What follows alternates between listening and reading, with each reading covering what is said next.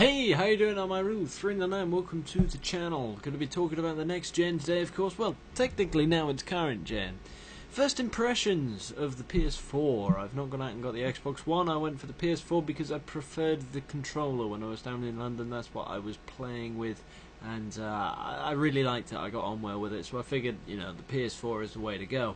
And of course, the gameplay in the background though it's still GTA 5 because that's what I've sort of got here, and I've got to wait for the the illegal stuff to turn up so I can sort of do, not strictly speaking legal things with the PS4 and sort all that stuff out. So that will come probably next week. So that's when gameplay will start to come out, and it will probably be Killzone Shadowfall for a little bit, because that's what I picked up. That was sort of the little bundle. They had ran out of the other things.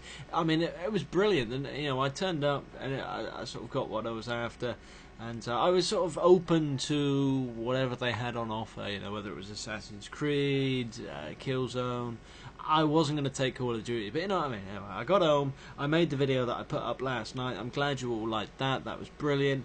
And I put the game in. I wasn't going to set it up last night because, of course, I was just going to mess around with it today. But I put it up last night and ended up, my God, first thing I noticed was just how easy it is to use the display that comes up with the PS4.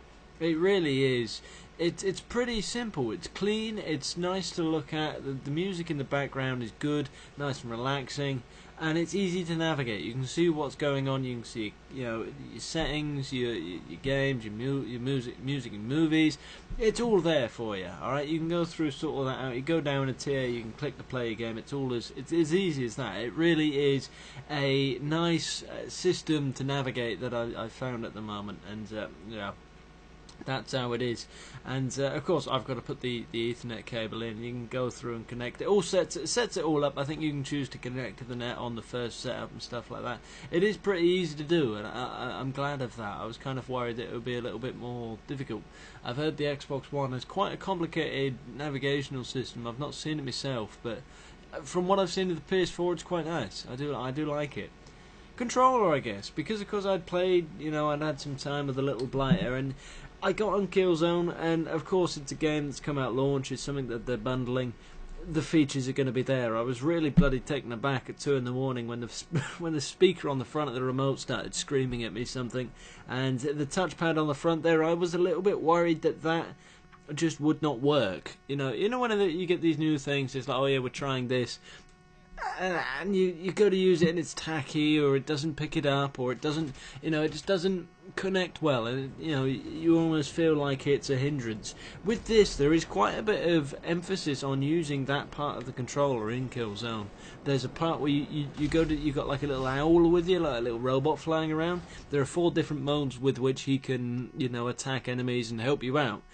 You basically scroll up, left and right and down, and that's what you do on that little pad, and it works. That's the thing. You just scroll left, done, up, done, right, done. There, it's brilliant. I liked it. I really did think that was good. It seems to work. Whether or not it will work with anything else, I don't know. How many games will use that? I don't know. There's definitely scope for it to be used there, though. Like I said, the controller I like. Graphics. That was the first thing I picked up on when I entered the game, because, of course they do this whole cinematic thing, and wow. I put a tweet out last night saying my first impressions on it, and it's absolutely incredible. It's beautiful. It really is. Nothing unlike anything I've ever seen on a console before, alright? And I'm not just saying that to big up, the PS4, I imagine it's very similar on the Xbox. It's beautiful. That's the only word I could really come up with that best describes it. It's glorious. It is. Alright, I'm a few missions in now, sort of gone through and I've played a little bit. I don't know how long the storyline is, but from what I've seen so far, I'm impressed with it. So, I'm looking forward to it. I think it should be pretty good. I think Killzone's got a multiplayer aspect of things, and I'd kind of like to go through and have a look at some of that and make a few videos on it at some point when I eventually get the capture stuff set up. I want to go ahead and have a look at Assassin's Creed at some point, and see if I can get hold of that, because of course games will be readily available and stuff. I think I've done what I need to do with Need for Speed now. I think I'm getting that on PC, but you know, I'm impressed with the PS4 so far. What does it look like? I mean, the actual hardware, it looks good. It does look it does look good. I tested. I put my hand on it after about a couple hours worth of sort of intensive play, and it's at the moment it's on top of my desk, and it doesn't feel too hot. I was a little worried that it might sort of overheat a little bit. The fans seem to be nicely placed on the back there, and everything seems to work smoothly. I haven't really experienced any problems. So I'm quite pleased with my purchase. Hopefully, if I don't run into any issues.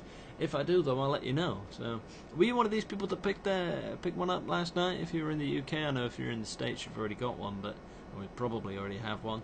But from what I've seen, it's good. So anyway, I will catch you probably tomorrow. I'm setting up some videos for you to watch, which should be pretty good. I apologise if this microphone's got a bit of a hiss in the background. I know it's been there for a little bit.